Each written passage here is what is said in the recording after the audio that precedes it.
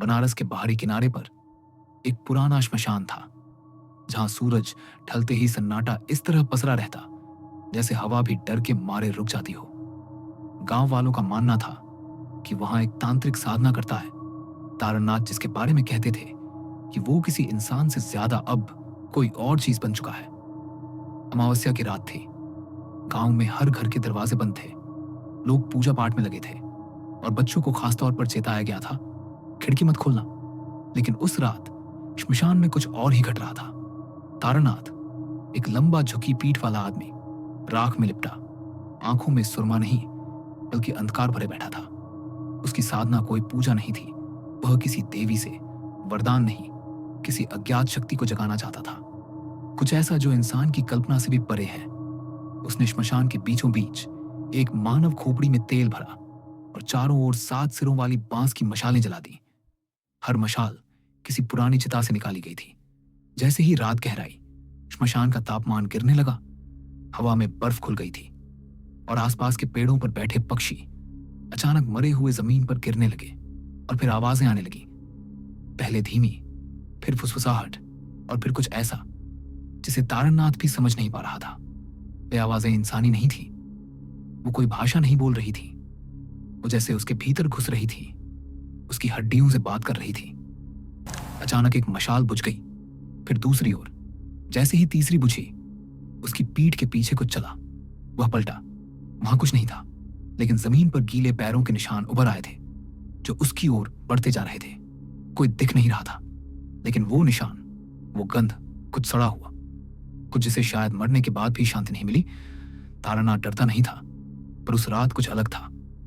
हवा ने शोर मचाना शुरू किया, जैसे कोई औरत चीख रही हो या शायद हंस रही हो।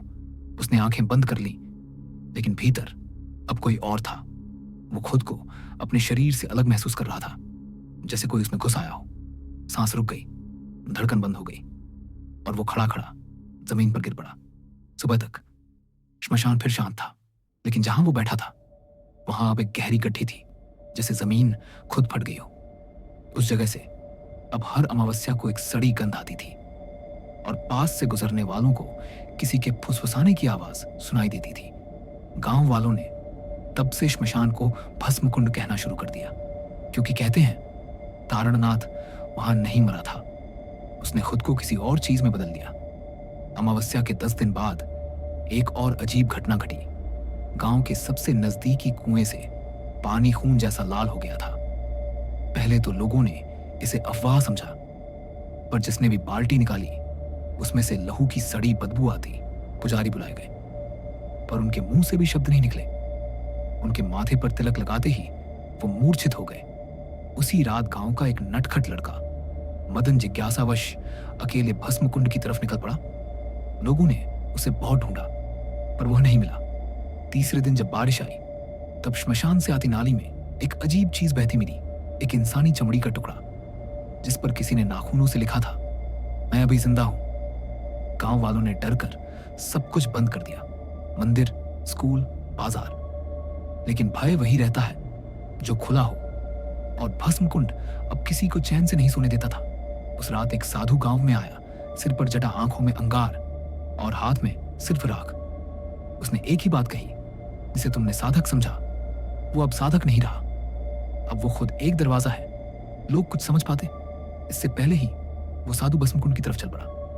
कई लोगों ने देखा, जैसे ही उसने श्मशान की मिट्टी को छुआ, जमीन कांपने लगी, हवा उल्टी चलने लगी और एक छाया बिना सिर की वहां खड़ी दिखी, जिसकी रीढ़ पूरी तरह मुड़ी हुई थी। वो छाया धीरे धीरे साधु की तरफ बढ़ी और चीख इतनी तेज कि पक्षी उड़ते हुए आसमान से नीचे गिर पड़े। जब लोग अगली सुबह पहुंचे, वहां कुछ नहीं था, सिर्फ जमीन पर राख में एक नंगी हड्डी का वृत्त और बीच में वो चमड़ी का टुकड़ा।